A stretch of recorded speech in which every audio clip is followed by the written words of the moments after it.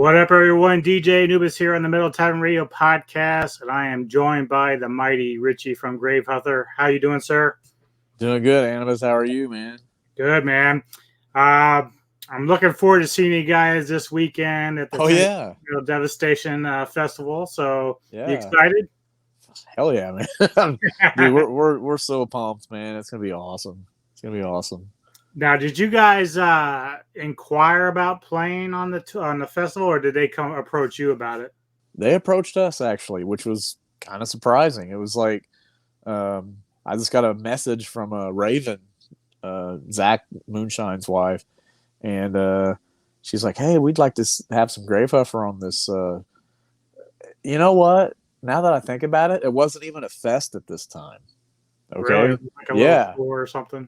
It was what had happened was they ended up like not taking over a show from somebody else, but they were helping somebody else out. Okay. And so the plan was to just have 4 or 5 bands, and they were going to help this guy, a former DJ apparently, that was doing a show. And I guess he was just having some difficulties. And so the Moonshine stepped in and they were going to help him out. And they asked us if we wanted to play this show. And we're like, yeah, let's do it. And then it turned into the fest after probably maybe a month after they asked us. I mean, it's weird. I kind of forgot about that. Yeah, it wasn't even the Tennessee Metal Devastation Fest when we were first involved. So just like some sort of show or something like that. Yeah. It was just a an out of state show for us. And they're like, hey, we would, we've been wanting to, meet them in person, like kind of like with you guys. And because we've known each other for so long, and they've been big supporters of ours, and vice versa. And so it was just kind of, I guess, seemed like a natural thing for them to contact us about playing a show. And then it's just rolled on from there into this whole Metal Devastation Fest thing. So yeah. Now, where are you guys coming out of? We're coming out of Joplin, Missouri, which is in the extreme southwest portion of the state. So we're like right by Kansas, Oklahoma, and Arkansas, just like right in the corner. Oh, okay. So that's not super bad. So that's probably gonna be what, like an 8 or 9 hour drive for you guys? About 6. About 6 okay, hours. Less than that. That's even better. Yeah. I was looking at 6.5 maybe. I mean, I was literally with my wife like a month ago visiting my parents in Mena, Arkansas, and that was like a 18-hour drive all the way around. Oh my god! Overnight.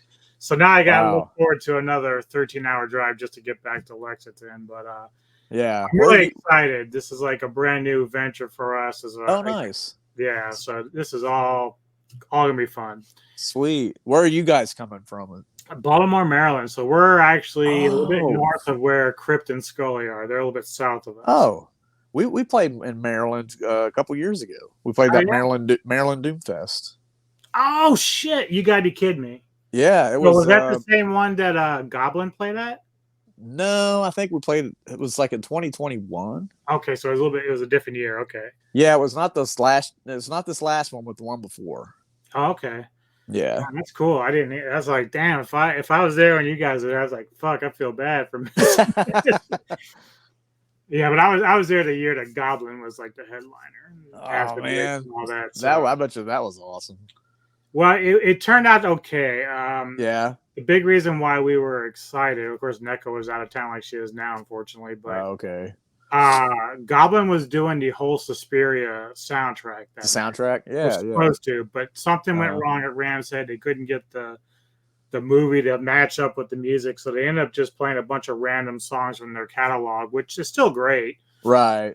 It just wasn't. It kind of took the buzz off the whole Suspiria thing. Right. Favorite horror movie of all time. Yeah, exactly. And they came all the way from Italy just to play this, or were they touring? It was pretty much for that festival, but they've appeared at like MDF a couple times, and they've been making their way around. But gotcha. Yeah.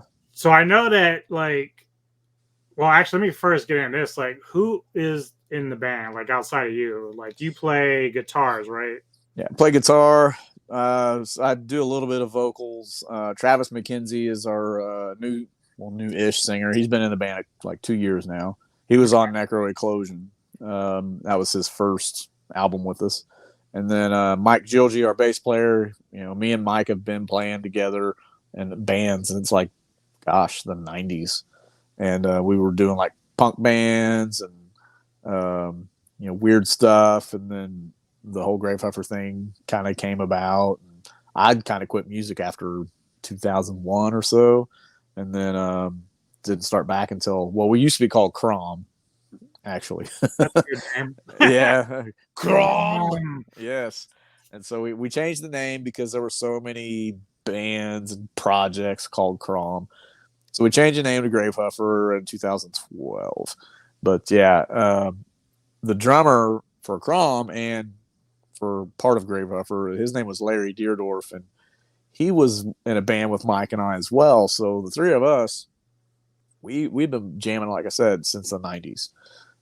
Larry ended up getting a job that was requiring him to do state travels and stuff, and he was just on the road all the time. So he just had to basically leave the band, and so we've been off and on with drummers since that was like probably 2017, something like that, 2018. And we're like Spinal Tap at this point with drummers. And so, it's ridiculous. But for right now, we're rolling with this guy named Todd Morrison. And he's a friend. He's a guy that Mike has known since way back, early 90s. They used to be in a band together. And Todd, he lives in like Colorado Springs, like 11 hours west. And right. So that kind of makes it difficult. But if we can get this whole scheduling thing down, I think we can make it work, because he's a monster player. He's a really good drummer. And he does vocals and plays in a bunch of other bands. That's what drummers do. They're in 20 million bands. But yeah, he's probably the best drummer we've ever had. But he's on this new record, half the new record. Right. We had this guy, Luke, who he'd never really played drums in a band before, but he majored in drumming in the university here in Joplin, and which I coincidentally work at. But he'd never played in a band, and so he just played guitar and sang, and which is kind of what he prefers to do. But we did kind of, I guess, I don't know, beg him to help us out until we got Todd, basically. And so he plays on half of the new record as well. So kind of a weird way of doing it. But, I could talk all day about how this stuff came to be. Because I feel like it's just... you're like, before Travis, who was doing the vocal work? You? Oh, James Okay, Heiser. he was, okay. Yeah, he sang on every album up until Necro Eclosion. Okay. But he was even involved in that process, and I'd say about 30% of the lyrics on Necro Eclosion were James's. He was like already involved in the writing, but he I don't know, he just I guess his heart wasn't in it anymore, or he felt like he was holding us back, and we're like, no, what the hell, It was just kind of weird, and he's like, man, it just seemed like you guys were just moving much faster than I was, and so I don't know. It's just kind of an interesting point, because when we get to the new album, I've got some interesting takes on that. So okay, it's an interesting point that he makes. Jumping back to the festival real quick. Yeah, there's been a lot of backlash from the locals about the Satanic Panic that apparently is going to come with us. Yeah. As a band, do you guys feel like that is a concern for you, or do you kind of take that as a challenge to say, hey, we're not really what you're trying to make us look like we or perceive us to be? Right. Yeah. That's been very interesting, because for where we live, it's a very Christian community here. There's a church on every other corner. Right. And, it's the Bible Belt. Mm-hmm. That's just what it's been called. There's been people that have complained, why is it called the Bible? It's not the Bible Belt. And I'm like, it's just kind of it's not really, doesn't mean anything. It just means that's just it's the dominant religion in this part of the country is Christianity. Yeah. There are other religions out there, people, but so The Southern Baptist in particular is a big thing here. And I forgot where I was going with this. The Satanic Panic thing. I remember that. Like all of us in the band are like in our late 40s, early 50s. We're all of an age where we remember the original Satanic Panic in the 80s. 52 right And here, so yeah. exactly. So I remember having to explain to my mom Slayer lyrics or whatever, and tell her that like not every musician writes autobiographical music. It's like, just think of it as like our bass player had this conversation with his mom. He said, "Mom, think of it as a scary movie. You like scary movies, right?" She goes, "Oh yeah, I love them." Well, think of this as just scary music Yeah. to a scary movie. It's scary music to fit with these scary lyrics. Like when you watch a scary movie, you don't hear all those major chords and all this while people are getting killed. I mean, maybe um, in an ironic way or something, Unless but you're a morbid director that just wants to be yeah, right, yeah, like or Clockwork Orange, maybe, but right. which that's a different deal. But no, it's typically a more sinister sound, and so that's basically what these bands have done, is try to capture that in the music. And it's nothing to do with. I mean, well, there's probably a little sliver of bands out there that do take that stuff kind of a little too far, but for the majority, the very vast majority, it's music with a story, and it's fantasy, escapism, whatever you want to call it, or it's thinking about real life like war and stuff, and it's just, it could be more like like Iron Maiden does about history. Not all history is roses. There's bad stuff that happened. Yeah, it's funny because growing up, I didn't always pay attention to lyrics. Yeah. A lot of times it was to feel the music, and even so now, like if I listen to black metal, I really have no. I don't get drawn to the ideology of it all. I just kind of really like Right. what it creates. But I remember Exactly. going back in some time and listening to the lyrics to "Run to the Hills," and I'm like, "Holy shit, these are fucking dark as shit." It's Yeah. Native Americans and stuff, and I'm like, "God damn!" Right. So they Yeah. were telling a story that really, most people were kind of looking at it like, "Oh, it's just noise," but it's not. They Right. were telling about history, and it was really kind of Exactly. interesting. Uh So huh. Yeah. Yeah. And that's kind of where the whole Satanic Panic thing kind of started. And you had the PMRC and the Tipper Gore coming and saying, "Oh, this music is causing this," and they had that. I don't know if you remember the Filthy 15. It was a mhm. list of 15 songs, like Judas Priest, and all these bands were on there, Twisted Sister, and you had D. Snyder and Frank Yeah, Zappa going to Senate to like fight for our freedoms to um, not have the government First Amendment rights, and so yeah, it was.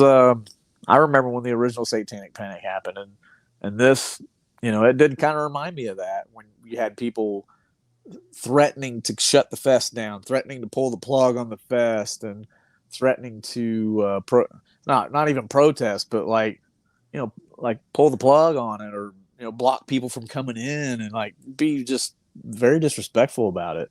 And but then you also had people that were like, well, who cares about the music? It's going to bring a lot of money and economy to this area, right. and it's a different spin on it, and there was one guy that said, what was it? He said something like, "Oh, I used to be into this stuff, and from what I've heard, some of these bands, you have to perform a satanic ritual before they'll even let you in the." Like, I have never heard of this. Yeah, I've like they been were playing. like 12 Yeah, I or mean, something. They didn't know what they were doing. yeah, like, I mean, oh my gosh, some of the stuff was just ludicrous. It was just, I could not believe what these people were saying. It's just ignorance is all it is. They're just not educated on what it is, and they're just kind of speaking out of their ass, really. And we actually had a Satanic Panic incident, I guess, here in a town called Carl Junction. It's probably 15-20 minutes from where I live. And there was these three kids that were in this high school where my cousins went to high school. They knew these kids, and these three kids took this other kid that they picked on and bullied, they took him out in the middle of the woods and just beat him with ball bats until he died, and then threw him down a well, and then everybody was blaming the music, not that they were fucked up on drugs and had mental issues. Yeah, it takes the music has very little to do with that. I mean, sure, right. these guys probably were trying to find other outlets. I mean, Exactly. Yeah. Oh, I'm sure of that. always my outlet for my anger and my depression, but for some people, they just go far off the deep end. And right. in that case. Right. Yeah. It's like there's a lot more going on there. Right. And so, they end up actually all those guys are out of prison now. Right. Well, they were minors when it happened. So yeah. The last one just got released here a couple weeks ago.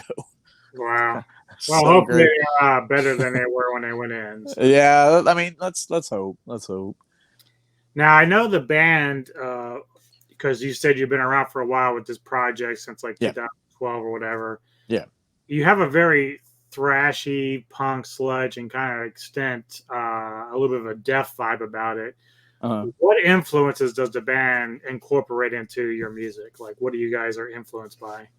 Man, there's so many. It's weird. It usually depends on the person. Like for me, I'm probably influenced the most by the death metal and stuff like that, and the thrash. And Mike, our bass player, he's more into the punk side of things and the hardcore punk and the crust and all that stuff. And but he's also into like black metal and stuff like that.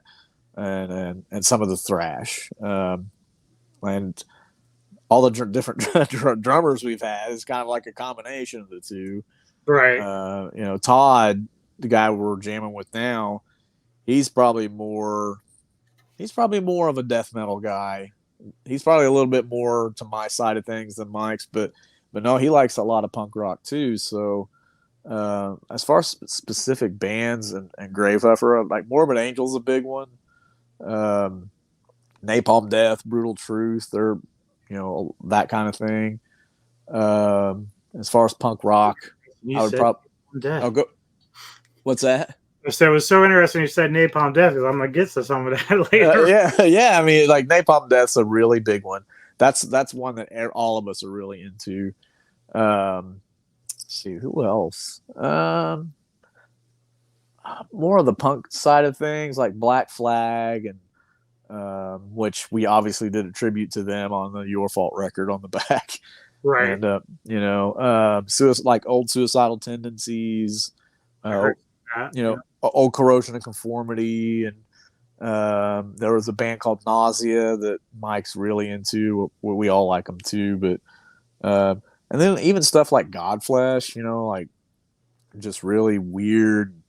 Like minimal stuff, like minimalist, I guess. I mean, I could go on and on and on. Voivod's a big one. I mean, Voivod, the way that they just mash stuff together and play weird chords, and dude, much sense. Yeah, Carcass. I mean, gosh, it's a lot of that like '90s earache stuff. Yeah, that's a really big part of it. Well, I adored Necroeclosion a lot when you guys released it. I really thought that was like a huge jump from where you'd come from. And there's like this progression with the band as far as the direction, and it really impressed me a lot. What I love about Gravehuffer is your versatility with your style and music. And I can tell already from the last record to this one together, there's like a bit of a progression with the record as well. Yeah. What was your motivation going into the new record in terms of the sound that you wanted to go in? The upcoming record? Yes. It's weird. Like we were listening to a lot of like Dark Throne and stuff like that with longer songs and just weird stuff and I mean, even progressive stuff like Rush and Yes, and which all of us have always listened to, but we've never applied it to Gravehuffer. We've never applied the prog thing much. I mean, Necroeclosion's got some 5 and 6 minute songs, but nothing like this new thing. So, Um, yeah, the whole one side of the album song thing, that was definitely our kind of tip of the hat to Rush in 2112. Mhm. We had talked about wanting to do this for a long time. This is not really something that we just decided to like, oh hey, let's do this. We've been talking about it for quite a while, like even before Gravehuffer. Mike and I kind of wanted to do something like that. It's not really an indication of our sound moving forward. It's just something that we've always wanted to do. It's kind of a selfish thing, So, were you I, gonna say you know, something? Sorry. is this Uh, this okay. your project that you created initially? Like just the band itself, because you said you started out one way as like Crom, and then it evolved into Gravehuffer. Was this really kind of your brainchild, when, initially? No. Everybody always says without Mike or without me, it's not Gravehuffer. So it's pretty much Mike and I both kind of like coming together on these things. As far as the music, pardon me, mercy. I got my But beard, it's probably doing the same oh shit. yeah. um, but no, this whole 22-minute thing that we're doing. Yeah, that's something we had even talked about in the '90s with when we were doing the crust punk initial detonation stuff, and because even back then we were a weird punk band. We weren't just your typical punk band. Everybody's like, you guys are like progressive punk, and so we've had that prog tag thrown on us for a long time now, and I don't know if it's just we finally just like say, okay, let's just do it then. If people are going to call us that, Well, let's really just go for it, yeah, I think that when you mentioned like Rush, like I think maybe it wasn't your intention to do it, but sometimes when you're a fan of a particular style of music, whatever genre, it kind of seeps into your writing. You don't even Yeah, so that could be a reason right. why people are like, "Yeah, you're a bit prog here and this," and you're like, "Are we?" It's like you don't even, Oh it's yeah, yeah. That is kind of weird. It does like you don't even realize it. I think, and I think that, or at least I hope that that's a good sign of good natural writing and not like trying to rip stuff off. We've never really gone into anything saying we're going to play like this band or this band or this style. We just pick up our instrument and whatever comes out comes out. right. Um, Now the whole, well, I can say it. It's about Dante's Divine Comedy. We just can't reveal titles or anything yet, but um, the whole Divine Comedy thing, that was something, like I said, we've been talking about that for a couple of years. Even when we were doing Necro Eclosion, it was brought up then, and we weren't going to do it then, but we had been thinking about it for a long time, but we weren't sure how to do it, if we could do it, and you know, and I'm pretty sure Mike was the one that was like pushing for that particular subject even. So I just remember basically we had quote unquote homework, and we were all sitting at home just writing music on recording it on our phones, and I probably had 60 or 80 riffs and different ideas on my phone. I've still got them, and I listened to them the other day, and I'm like, wow, it's weird hearing how all this came into how it went to be what it was. Right. But it's so bizarre. uh, and so we put them all together, and we were like, well, this sounds like Inferno, this sounds like Paradise, this sounds like, well, Purgatory kind of, that's another story, but that actually did not go according to the initial plan, but we changed our minds on that deal. Right. But Inferno was probably the easiest part to write, and Paradise was definitely the most difficult to write. It's like, we're this metal punk band and we're gonna write about heaven. Oh my god. And Yeah. so Yeah. it was, I mean, I'm not saying like I'm not trying to be macho or anything. I'm just trying to it was weird trying to write an extreme style of music that we're not that we're known for, but we didn't want it to sound like happy, I guess, Right. Right. because Dante is not happy. He's not happy this whole time. He's kind of confused and freaked out, and that's kind of the vibe we wanted to go with this whole thing.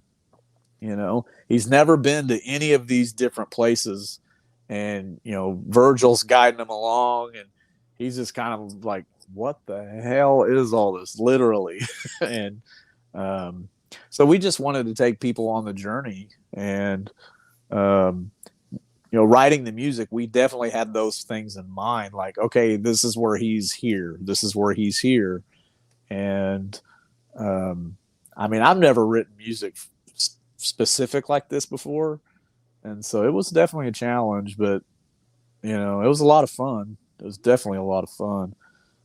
As far as the other side of the album, that was more of like what Necroeclosion would progress to, I guess. You know, it's more of what we naturally do. You know, there wasn't really any specific game plan for that. Actually, I take that back. There kind of was. Those are kind of like each member of the band like wrote a solo song, and that was what that first side is. Which, I mean, it still sounds like Gravehuffer, but I'm kind of wondering like what we're not going to tell who wrote what, but I'm kind of curious if people pick up on like, oh, that sounds like a Mike song, or that sounds like a Ritchie song, or that sounds like a Travis song, or whatever, you know. But yeah, that was kind of the quote unquote game plan for the first half of it. Now the first half, I'm assuming, because like you sent me 6 tracks. Is that the entire record? That's the first half's the first 5 songs, and then that last one's the second half. Yeah, that's the by the runtime. So correct. Yeah. Okay, so that makes total sense. Now you said some titles. Are the titles that are on there? Are those the ones you're going with, or are going to change? Yes. Yeah, those are the official titles. Okay. Well, I do want to break them all down. I want to talk a little bit about each song, if that's okay. Yeah, that's fine. Let's start with Blueprint for an Early Grave. That was the opening. Yes. I immediately can tell right away that this has the bit of the punk and hardcore vibe that you guys are going for. Like, I totally feel it there. Yeah. Can you kind of take me through it? Like, at what part of your story does this deal with, and how you felt about the riffs and writing it? Well, that was the song that Travis brought in, and he's kind of he's always had these like really hard manual labor jobs, and it's just kind of his perspective of just like he's starting to get aware of now, like he's been working himself to death all his life, and you know, and like this is that's kind of what it's about. Like, it's literally a blueprint for an early grave, you know, working for somebody that doesn't give a shit about you. And I mean, that's basically what it boils down to. That's actually a great title, because like I all the time that, you know, as society, you know, we often say, well, you know, America is great because we are, you know, a capitalist country where you can work to earn what you want and have, but at the same time, we kind of work to die. We don't really work to live. We work to die. So, seriously, like, I mean, it's worse for have families, because, like, you know, you need time to spend with your kids or your wife or husband. It's like, if you're spending like 10 to 12 hours a day working, you can't hardly do shit.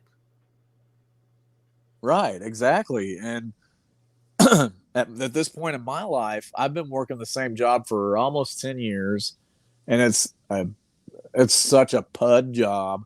Like, my stress level went from here down to way down here. And because I used to work in retail management, and I actually ran a grocery store for about 10 years, and I thought I was going to like it, but, you know, because I was like, oh, I'm up for the challenge. And I was for a while, and then it was getting to the point where it was really starting to affect my family life and how I was treating my wife and kids, and I was stressed out, and work was like coming home with me all the time, and people were calling me from work to go back in, and, you know, because I was on salary, and I just finally said, I've had enough. And you know, I started looking for another job, and the pay sucked initially, but I had a few other jobs before this one. Excuse me. I finally got this job, and like the benefits are fantastic. I only work 4 days a week during the summer. I get 3-day weekends, and I never work weekends. 8 to 5. I mean, it's so easy. I print. I do printing for the university, which is kind of cool because then I can do printing for the band and all kinds of. I've helped other people out and stuff too. Like I printed the posters for the Tennessee Metal Devastation Fest. I get it's a fun job, really. Yeah. And my work is so cool. I sit in front of a computer all day. Hell, half the time I'm on social media and YouTube. I mean, I'm like, waiting for jobs to come in, but even when the job's going, I can just do whatever. And, also I got mail and stuff I got to run too, but it's like, I've done it for so long that I get it done so fast and it's so easy. And my kids go to school there for free. And, I got my oldest son's going to college there, and tuition's paid for. And I mean, it's great. And I got time to do band stuff, and like at my other jobs, that I'd had to cancel shows for my job before, and I've never had to do that since, and so yeah, I took that blueprint and threw it away, and I've got a new one. I like it a lot better, Well, on the second track, Slayberry, we switched gears. It goes a little bit more into, at least so I can tell, like towards the end of the song, it's a bit of a sludginess feel. Yeah. Almost like the corrosion of conformity you were mentioning earlier. Yeah. Right. So tell me a little bit about that track. Well, Slayberry is a take on Andy Griffith Mayberry. Oh, nice. So basically, Andy, I don't know how much Andy Griffith show you've watched, but I mean, the town of Mayberry is basically a bunch of idiots. I mean, and it's like I don't know how it came to be exactly, but sometimes we'd watch Andy Griffith and we'd be like, God, I don't see how Andy just doesn't go off and just wipe everybody out. And I don't know if it's Travis or Mike that said it, like, that'd be a funny song. And so that's why it starts out with Andy Griffith goes, when this is over, I'm going to kill you. And then it has those two whistles right into the theme, So I kind of like, man, I'm kind of weird. Like, I wonder if people are going to get that, but yeah, it's basically about, I don't know if we mentioned too many names or titles, but yeah, it's basically about somebody going postal, I guess, for lack of a better term. Right. The third track, The Cryptid and the Iron Bird, I totally did this song, and it was funny because when you mentioned Napalm Death and Carcass, I immediately heard that in this song. Nice. So I really, really like this song a lot, but again, what is this song about, and who's the driving force behind that one? This is definitely a Mike song, and so yeah, he pretty much, like, he didn't write the lyrics, but he came up with the subject matter, and it's basically about how if the government found Bigfoot and took him and decided to make him into like, a cryptid, I guess, I mean, and we've got this whole story. This thing's going to go on for albums. So there's going to be many parts to this. And, Mike's got this big, long story about it. And Travis is like, dude, I'm not going to be able to get all this in one song. So because we're going to have to like continue this. And so yeah, I mean, the main riffs were his, and then we just kind of put it together in the studio and started, this needs this here, this needs this there. And like, we honestly didn't think it was going to turn into this kind of like, it's almost kind of proggy a little bit too there. It's got all these different shifts and key changes, and it's pretty cool. It was a lot of fun to do that one. But yeah, it's basically about the government taking Bigfoot escaping, and he goes to talk to his people, and that's kind of the middle section, and you can kind of hear him talking, here's my brothers and sisters, it's good to see you, and blah, blah, blah. And then it goes into like this, my favorite part's the whole last section where it kind of just rides out. I actually get to play a solo, and that was a lot of fun. And so yeah, that song's probably one of my favorites. Yeah, track 4 is actually my favorite of the entire record, Brainstorm, and Oh really has wow. to do with the acoustics in there. Like I thought that was such a nice touch. Oh Uh, nice. and it's also kind of like, even though it's still part of that first half you were talking about, this is like sort of the tipping point for me in terms of like the different direction the band goes in terms of like a little more progginess, I guess you would call it, because I kind Yeah. of sense it going Hmm. that direction on the last 3 tracks. So, uh, Yeah. Hmm. what is this song about? I mean, I'm really so fascinated by it because it took me for a loop. I was listening to the first 3, and then it got to this, and I'm like, ooh, they changed it up. I like this. Nice. Well, that one that's mine. Um, Well done. Well, and it's about thank you. It's about mental issues. And this is the first time I've ever, well, I wrote the lyrics to Sights to the Sky. Always forget, but this is my second lyric for Gravehuffer. And yeah, I'm pretty proud of it. That song took on a very different form when we recorded it versus my original like demo or whatever. Like the acoustic guitar wasn't even in there initially, and how the parts kind of come in and out. You know, it was just one like it was more. It was weird. I was thinking when I wrote it more like Godflesh, mhm. but it really turned into something completely different. And you know, Travis's vocals are just it's cool. They have Mike and Travis. They did some cool vocal production on that. Did the reverse reverb and everything, and yeah, the acoustic guitar was.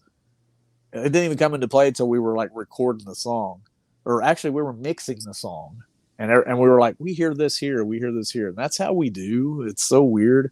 Songs don't really take shape until they're like almost ready to like be done, Mhm. and it's weird. We all get together and listen to them and decide then if we're hearing different parts because we'll sit with it by ourselves for a while and then we'll all take it to the studio and like, hey, I'm there's something missing here, or you know, this needs to be taken out. Like Brainstorm, there was a section where it's just stripped down to acoustic guitar, and then the electric guitars totally go away and they kind of fade in. Well, that initially was not that way. I can't remember who said like, just why don't we just take the electric guitars out there? And it was so cool how that came together. It's definitely like a production or studio piece. Like I don't know how we pull that off live, um, but yeah, that's the song where everybody was kind of worried a little bit. Like, are people going to think we're pussing out or whatever, you know? But Dude, no, I think at this point, I thought I think at this point, really everybody. an amazing song. Like, it's all good. I Thanks, love man. the whole thing, and it's like actually my favorite record. Like, I thought Necroclusion was gonna be my favorite all time, but now we're going into this one, and I'm gonna be buying this Nice. right away too. So, I really love this record. Going into Thanks, man. your next track, "Go Murder, Pray, and Die," we again go back a little bit more to the grindcore and punk stuff.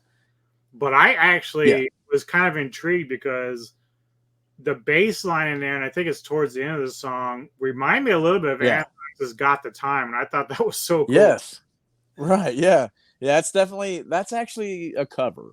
That's not a Gravehuffer song. Hmm. That's a cover of a song from one of Mike's bands before I even met him. This band called Encrusted, and Encrusted's original singer even sings on Go Murder Pray and Die. We got him to come to the studio and sing. He sings like the more hardcore shouty stuff, Right. and we of course it sounds different because we're playing them on 7 strings now, and so it's got a lot heavier sound and. Gosh, I'm trying to think what else. I don't think we really changed much else to it, but the tuning's different, and then actually the same vocalist, same bass player as the original song. So it's kind of weird, but we have done that before. The album Your Fault has a song called Dead Peace, which was from Mike's band Squirm, which was right before I met him in Initial Detonation.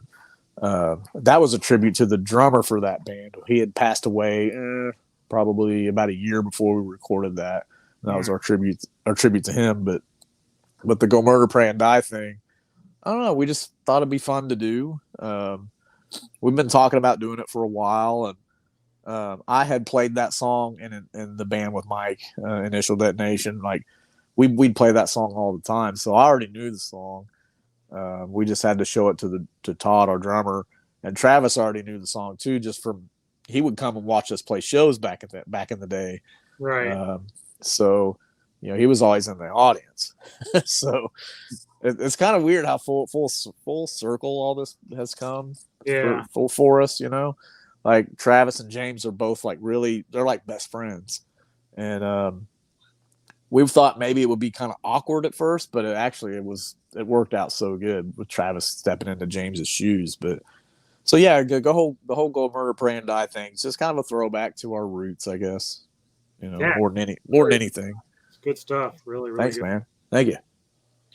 So then it brings us to the final conclusion, which is the much evil. And this, I looked at the runtime, like, wow, they really changed this up.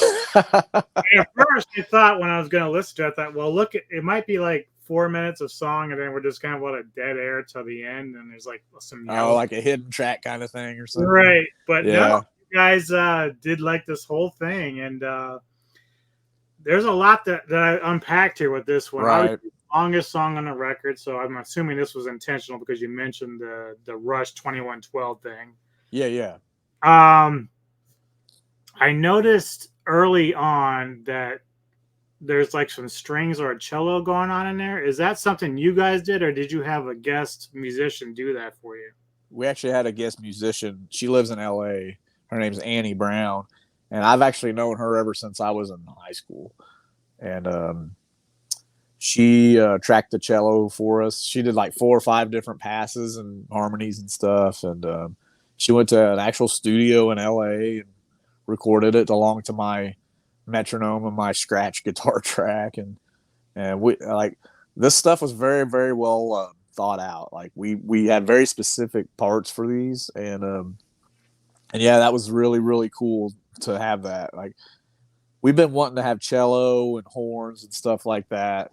I mean, there are some horns on Necroeclosion, but I think with this song, we really tried to incorporate it a little bit more, and a little bit more of a not classical sense. But I don't know how familiar you are with a band called Neurosis. Oh yeah, but yep. Yeah, that was a pretty big influence for that intro, for sure.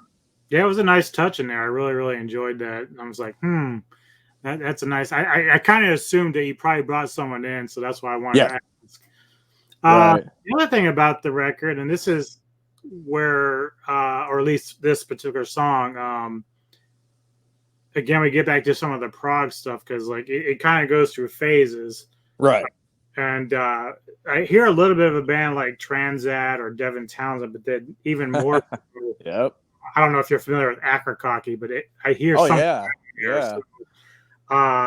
So, especially towards the end, like that. Yeah. So, tell me a little bit about what the process was for writing this song.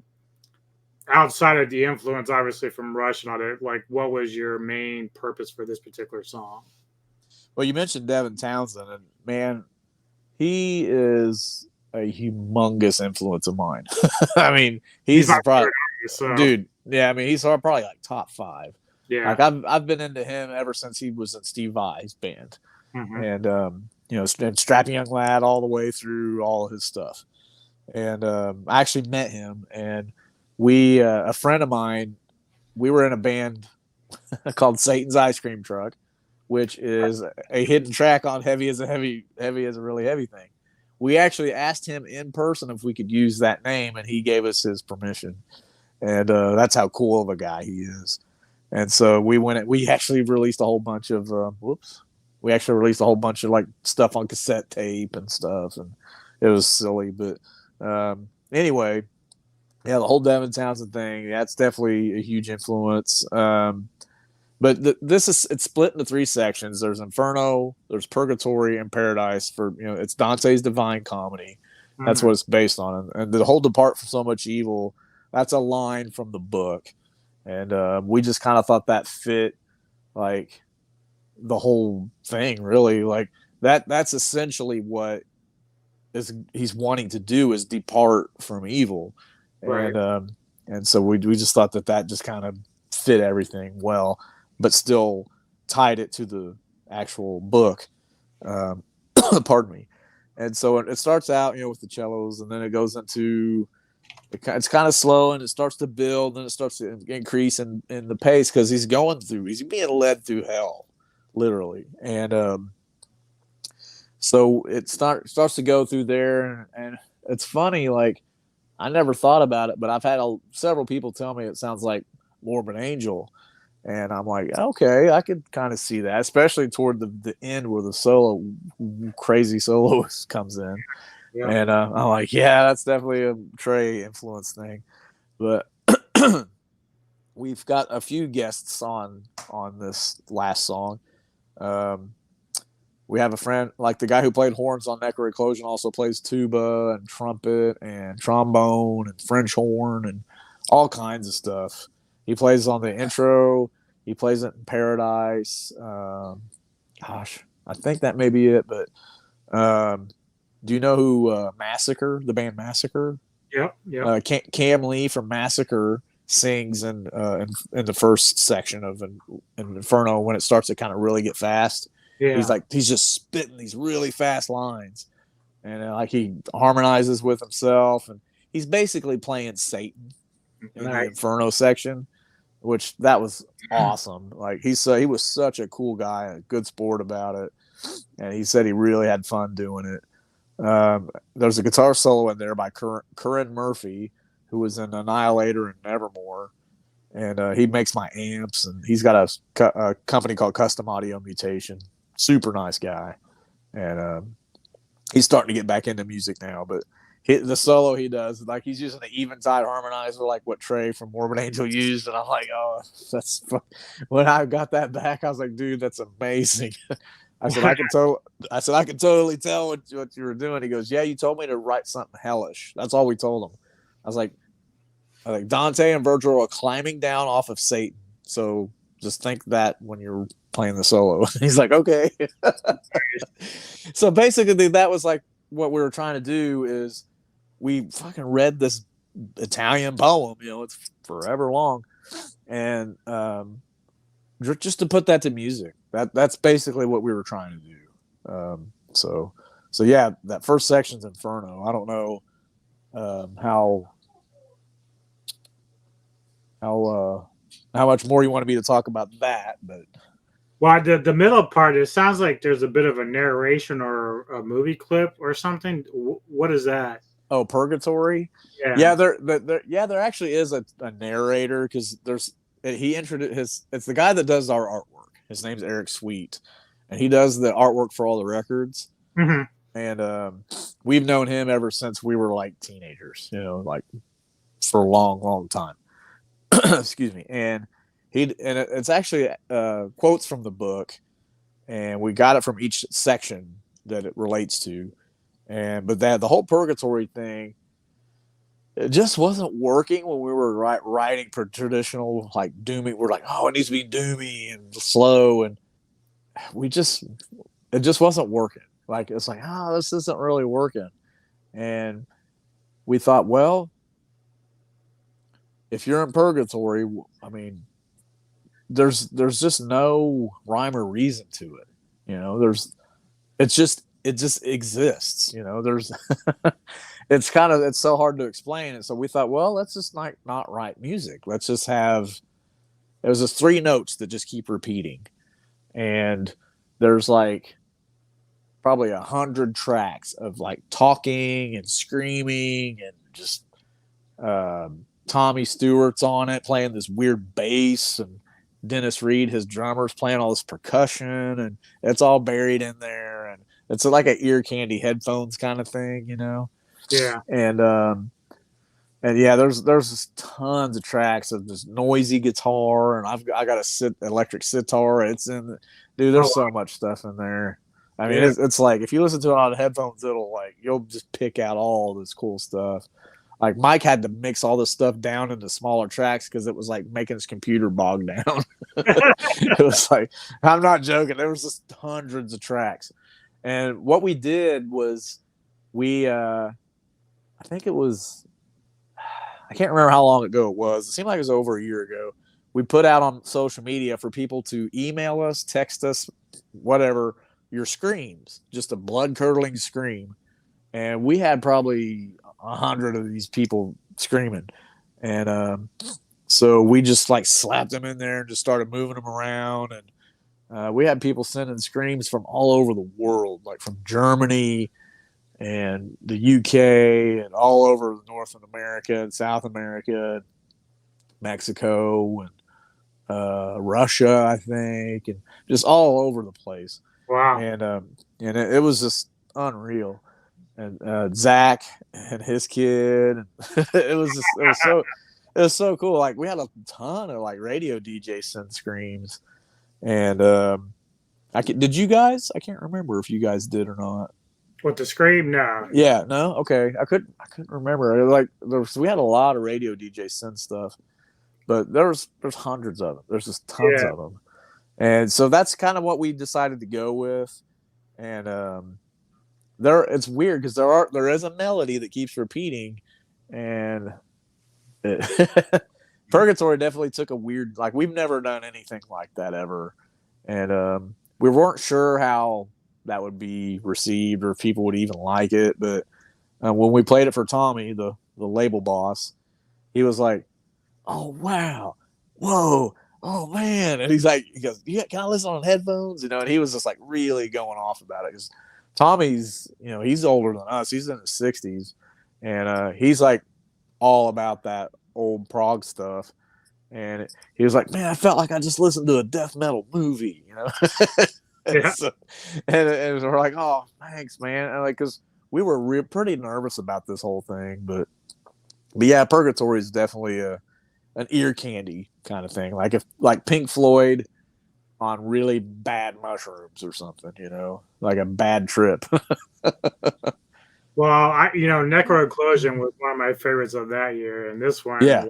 released is going to be one of my favorites this year for sure. Like, I Nice. really love this record. Cool. When can people expect this to be released? Gosh, probably early next year, I'm guessing. So, definitely 2023. I don't know exactly when, but yeah, it'll probably be somewhere around that time. Are you guys going to put it on vinyl again or cassette or anything? Yes. Awesome. Yeah, it's already in the queue to be pressed to vinyl. So, and Tommy and us, we actually talked about the CD stuff today. We were like working on the artwork, the layout and stuff, because the artwork's already done, but yeah, the layout for it and everything. And that's kind of the not so fun part, because then you're going back and forth with the manufacturer and stuff, and it's like, but it's just like non-artistic crap, but it's necessary, but yeah, it's gonna be pretty cool, man. It's definitely gonna be cool. Yeah, you guys did a really good job on this. You should be proud of the work here, because Thanks, I know man. Some people may not react to it the way you want, but for me, I got a feeling a lot of people are going to love it. I really do. Cool. Yeah, because you're not really straying too far from the path. I mean, there's some different things you're doing, but I don't think it's not like you've gone all Metallica or something. You know what I mean? So right. Yeah, yeah. I think that's what Tommy said. He's like, you may lose a few fans, but he goes, I think you're really going to gain more. Yeah. Like I said, the last two records, you guys have really knocked it out of the park. Counting this one and Necro-Occlusion, and it's like a whole different world, really. When I listen to some of the earlier stuff, which is still good, but I think that you guys are starting to find your niche a little bit, your sound, and where you want to go with it.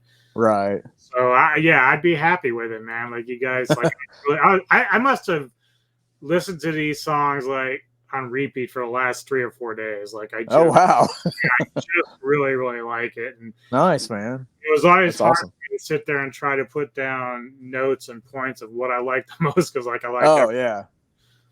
Gotcha. So tell people how they can find you on social media. Well, social medias, we're pretty much on all the main ones. Facebook, of course, it's just /Gravehuffer. Instagram @Gravehuffer, Twitter @Gravehuffer. We're on TikTok now. I probably don't put as much content as I should up there, but I try to keep active, as such on there. At least post what we're doing and stuff like that. That's a platform I'm still not quite got a grip on yet, but Neko beats my balls about Instagram all the time. She's like, "You gotta get on there and do more." I'm like, yeah, I got too much other shit going on. yeah. I know it's weird. Like it's so hard to like devote one to one or whatever. Like it's so hard to like because you get traction. It feels like we get traction on probably Facebook more than anything else, and so therefore my time probably gets spent more there. Instagram, it's like I don't know. I can't seem to get the traction there. Twitter, it's about the same as Instagram, and TikTok. It's kind of ebbs and flows. Like sometimes we get some traction and sometimes we don't. But I mean, it's pretty much Facebook, and but it's always nice when you can kind of cross promote on all of those. Right. But we usually try to tell people to go to Bandcamp, and it's this gravehuffer.bandcamp.com, and that's where you can get all the music and the merchandise, and we all our show dates. We put the show dates up there, and we even post updates to the excuse me the Bandcamp community, and I'll post stuff there almost every day, and it sends an email out to everybody that's on the mailing list. And personally, I think that's my favorite way of communicating is through that, but because it's just more all inclusive. YouTube, of course. Actually, we do pretty good on YouTube as well. I post videos and stuff there. Sometimes we'll go live on Facebook at a show, and then I'll upload it to YouTube if the quality's good. She has really been pretty good for bands. Like that's usually pretty Yeah. good for them now. Oh yeah, yeah. I mean, I'm with CD Baby as far as our digital streaming like monetization, and YouTube's probably the one we get the most money from. I mean, it's not much, but I mean, Right. it's not much at all, but it's probably YouTube more than anybody else. And, I mean, Spotify, we're on Spotify too, but God, Spotify doesn't pay shit. But yeah, Spotify has been doing a little bit better lately, and that's nice because I don't promote it worth shit. I just don't. I should, but I don't. Well, for those of you who are watching this video, this audio will be on our podcast for next week for Metal Tavern Radio. Ritchie, thank you for doing this with me, man. It's been a joy. Thanks, man. It's been a blast, man. For a little bit, I want to talk to you before you go. Okay. But, yeah, right. Gonna kick this thing out, everyone. Thank you very much for watching, and be sure to check out Gravehuffer if you're going to the Metal Devastation Festival. They're worth it. I'm gonna get my first chance to see them live. Yes. Meet Ritchie and gang. I'm so excited about this. Me too. So, again, folks, and we'll see you next time. Cheers.